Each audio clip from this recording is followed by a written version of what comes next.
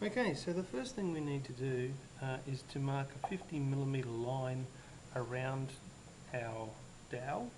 So we're going to start with our ruler, make sure it's flush to the end, and we're going to mark our 50mm. We'll roll it and we'll do a few of those around the whole way so that we can join them up in a moment, so that when we cut we know we're cutting straight.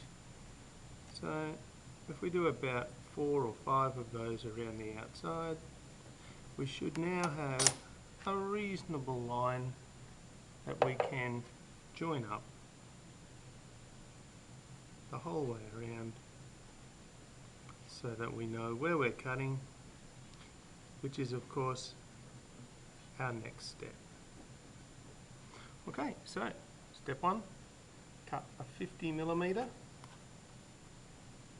Sorry, not cut, mark a 50mm line